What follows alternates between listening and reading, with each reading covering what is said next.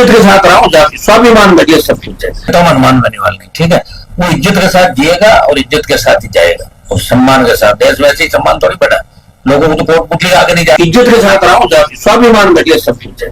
मैं उन नेताओं में से नहीं हूँ जो जिनके पीछे भजनलाल जी घूमते थे, आज हार गए, वो भजनलाल जी चुपी चुपी घूम रहे, अरे सर प्लीज मेरे बर्थडे में, अरे सर प्लीज हाथ जोड़ रहे। उन्होंने कहा सड़क पे बैठूंगा मैं। आपकी कहने का मतलब है कि नोटिस नहीं देते, आपको बोल देते तो आप मैं कर देता वैसे, ये तो मेरे को देता ही नहीं है ना। सुनो, ये तो पुखराज करेगा ना, ये तो पुखराज के नाम से है।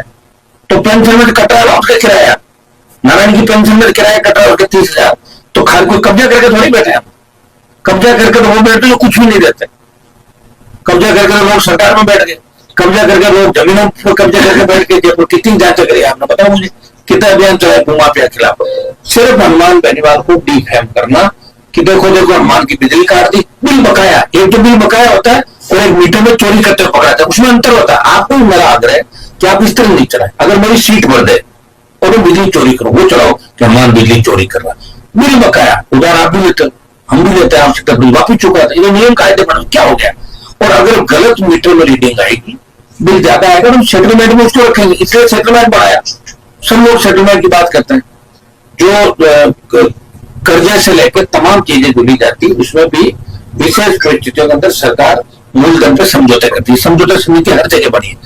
तो 2 लाख रुपए एक सांसद दे रहा है जो डीसी का चेयरमैन है, समझौता समिति में रखने के लिए, और उसके बावजूद उसका कनेक्शन इस तरह काट दें। वो संदेश देना, देखो देखो हनुमान जी का कनेक्शन काट गए। अब बीजेपी का झगड़ा कांग्रेस से नहीं, राजस्थान में बीजेपी का झगड़ा हनुमान बेनीवाल से। और ये तो आप मानते हो, अगर मैं वसुंधरा का विरोध नहीं करता तो भजनलाल जी का अवतार नहीं होता। ये लड़ाई कोई मेरी अकेली की लड़ाई नहीं, मैंने बीजेपी को तमाम नेताओं की जो बेचारे चोरी छुपे वसुंधरा का विरोध करते थे, मैंने ओपन विरोध किया और विरोध करके पार्टी बनाई।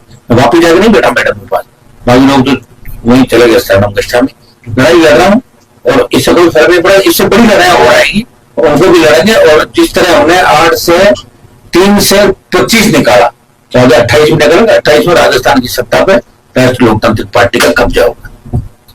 ये आप कह रहे हैं कि पार्टी को आमंत्रित किया जाए, बीजेपी को जैसे किया, और भी कोई पार्टियां हैं जिनको इस सरकार ने। मैं कहीं को लिस्ट लेकर सुनो, मैं तो अभी बीजेपी की सरकार और बीजेपी की बात करूंगा ना, निकाल लेंगे लिस्ट निकाल के जो भी बात होगी हम उस पर सोशल मीडिया पे डालते हैं कि भाई ये इनको ये आमंत्रित किया, इस रेट में आमंत्रित किया। आमंत्रित करने की प्रक्रिया, और ये आपको पता होना चाहिए बीजेपी का जो कार्यालय वो भरोज सिंह जी ने बीजेपी को अलॉट किया। सीपीएम को पहले किया था, भरोज सिंह जी का बंगला था, भरोज सिंह जी इसी में रहते थे, वो पार्टी का नाम करते। उनको पता था कि ये बेचारे कर नहीं पाएंगे, इसलिए इनको करते करते दे जाओ।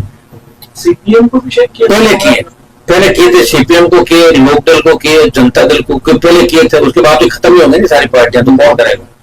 तो रे बीजेपी तो करेंगे ना पार्टियां।